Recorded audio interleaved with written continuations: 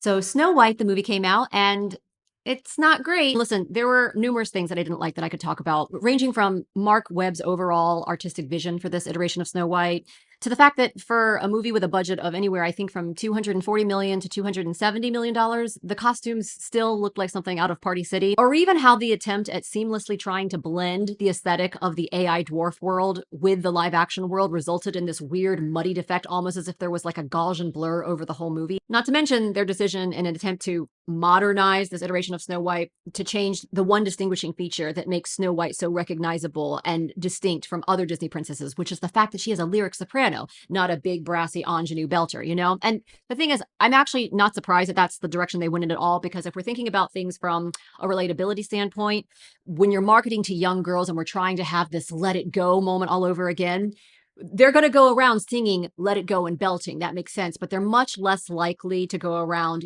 operatic coloratura. I'm wishing. That's just not the moment we're in. It's not the cultural time that we're in. So while I was disappointed, and I think it probably could have worked in some way, I'm not surprised that that's the direction that they went. So I also didn't like it. But in this video, I want to talk about Gal Gadot in particular, and specifically why her portrayal as a classic evil Disney villain fell so flat and felt so two-dimensional, specifically from the technical standpoint of a professional actor. I want to help give us some language and articulation to specifically what we were seeing that we didn't like, because sometimes we don't even know why a particular performance might not resonate with us, right? It might just be more like subconscious impressions that we're picking up on. So let's dive in. But first, I want us to remember that a lot of the things that I'm going to be talking about also fall at the responsibility of the director and the choreographer. And I would even argue sometimes the casting director from the jump, right?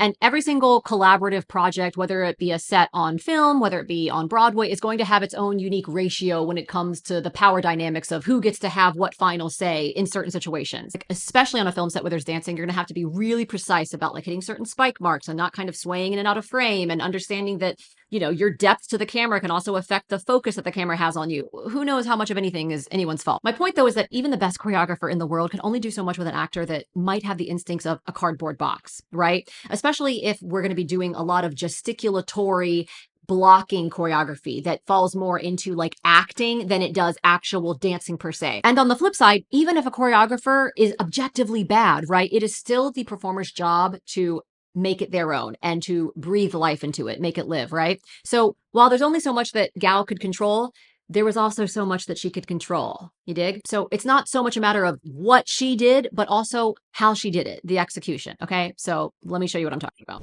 So I'm going to show you a couple video clips of Gal's big number as the evil queen so we can watch and learn together and you can see what I'm talking about. But I want you to keep an eye out for a few things. The first being body language. So when I was watching Gal's performance, I couldn't help but notice this thing that I actually work a lot with my beginner theater students on, which is the concept of good tension in the body, meaning that even if you're just standing there doing nothing, you still should have a good tension in the body, as if electricity is running through you, right? To where like you're almost like a guitar string that's like pulled too tight. And this is in general, like even when I talk to my dance competition students, when they're like entering the stage or when they're just holding a pose, you have to be alive. You can't, there's a difference between just standing there casually and standing there like in the moment. And you can tell. And honestly, that was one of my biggest notes when it came to Gal's performance, is that everything seemed so casual. Everything seems so soft and swanky. There's almost like a cabaret night at the Casbah feel to like the way she is performing this evil villain song. Everything's so soft. It's so colloquial. I also think that, I don't know if anyone else noticed this, that maybe her headpiece was kind of like inhibiting her and like she found it like really difficult to move.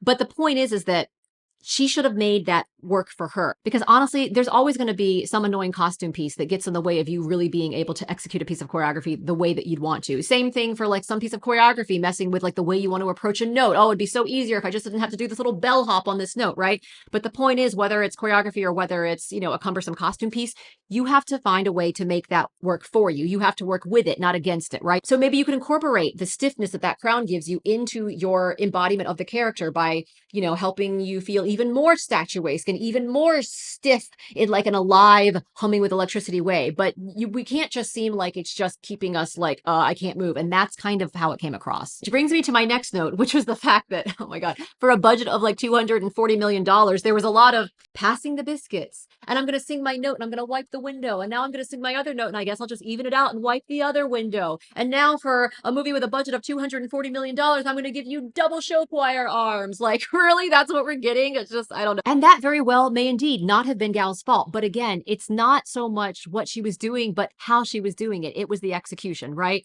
Because I'm going to embarrass myself so much. There's a difference between this and this. It just had a super over aware third person outside existential POV of myself showing you guys the difference between a bad jazz hand and a good jazz hand and kind of started wondering about my life choices. But there is a difference. Doing this, right, is different than going, again, what am I doing? There's so many times when the hands are really casual, almost as if there's a disconnect between like the energy of what she's singing and like the movement of the hand. The other thing that she's doing that drives me crazy is honestly just playing the obvious emotion the entire time, which is literally the reason why I don't think she has good acting instincts, because there's no thinking involved. And what I mean by that is, even if it's the appropriate emotional choice, we still go through a myriad of mini emotional moments within a moment. You can't just play the one obvious emotion of that moment, meaning that if I were going to play surprise, I can't just play surprise, or I'd be like, there's only so far you can go with that, because the complexity of true human emotions is something much more like, uh, uh, uh, you know what I mean? That's what makes it interesting. That's why it's acting. Laugh when we cry. We cry when we laugh. That's why for all of my depressing ballad girlies, and I'm one of them, the best thing you can do is always try to find at least one moment in the song to have a little bit of joy, because it makes the sadness mean more. You should always try to find at least one place in a sad song to smile, because that's what we do as humans, right? Everything isn't always just sad. I'm angry. We laugh when we're angry too. You know what it reminds me of? The difference between how a lot of people will choose to sing the end of Somewhere Over the Rainbow. Because you can play the obvious, you know, if happy little bluebirds fly beyond the rainbow, why, oh, why can't I?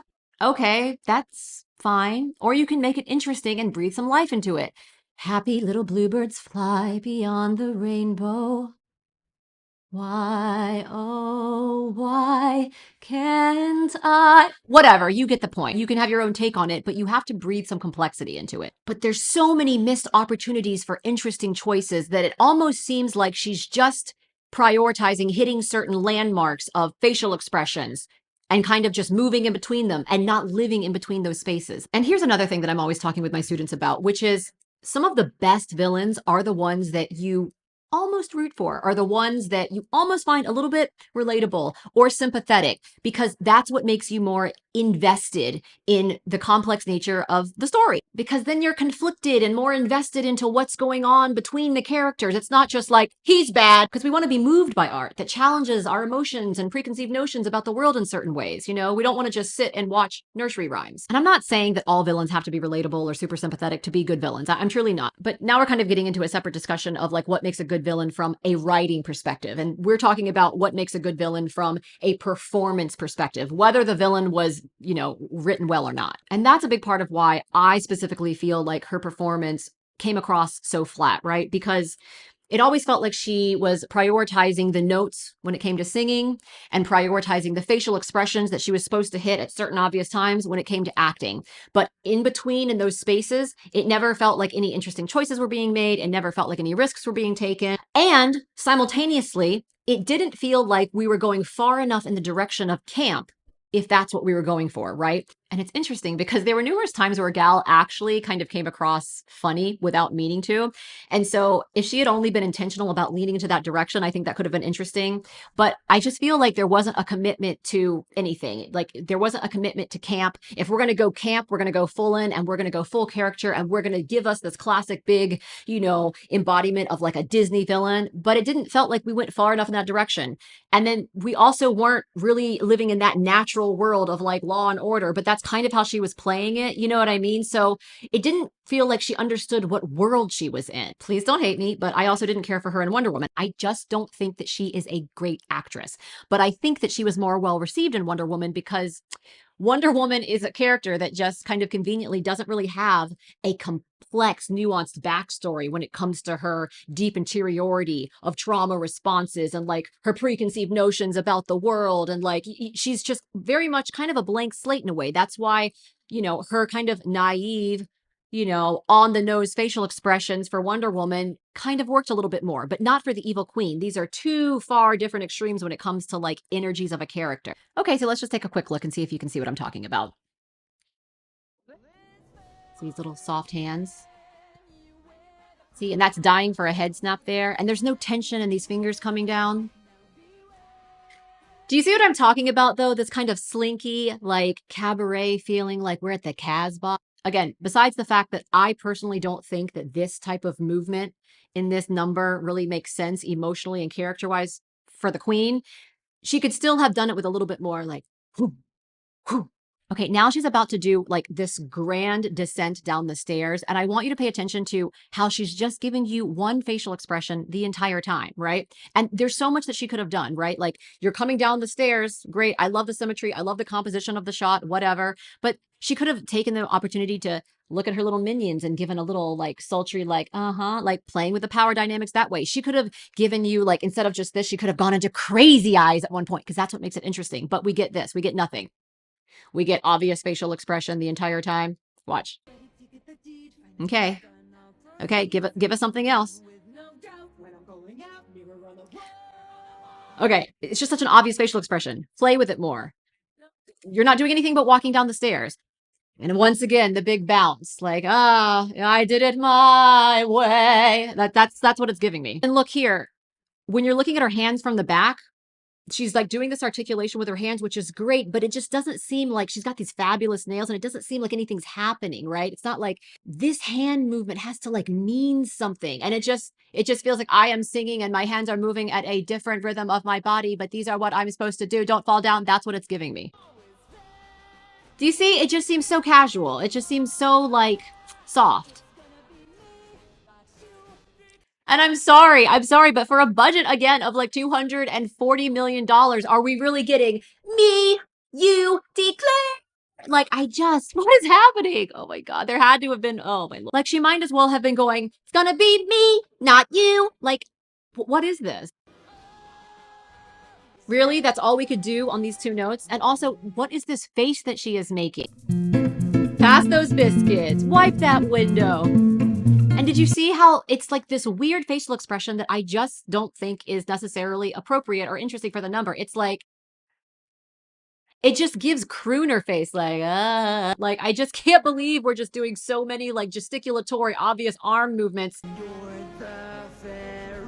And I also just have the sense that like the moments where she does really hit things, fairest, it's just so on the nose that it seems so obvious that like she was given the exact moments of when to make what facial expressions and when to dig into the growl of her voice. And she just walked that outline and didn't fill in any of the moments in between. That's what it feels like to me. And guys, I know I'm getting picky, but when you're getting paid millions and millions of dollars, the expectation is really high. I've had a lot of people say, oh, well, she's not a classically trained singer. What do you expect?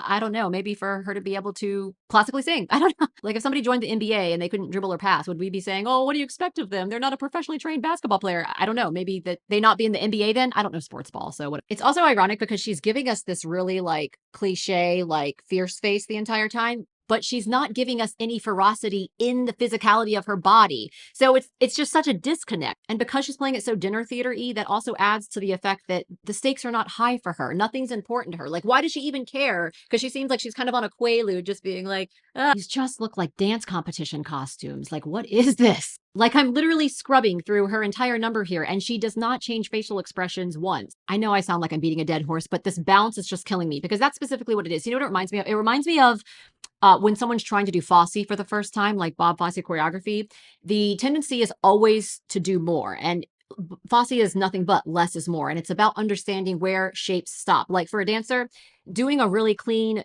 battement kick to 90 degrees is much more difficult than just whacking to 180 because you don't have to control or finesse anything at 180. At 90, you have to have a lot more like mind body. So you know what it reminds me of? It reminds me of when someone's trying to do Fosse for the first time, like Bob Fosse choreography, the tendency is always to do more. And Fosse is nothing but less is more. And it's about understanding where shapes stop. Like for a dancer, doing a really clean, battement kick to 90 degrees is much more difficult than just whacking to 180 because you don't have to control or finesse anything at 180. At 90, you have to have a lot more like mind body connection, right?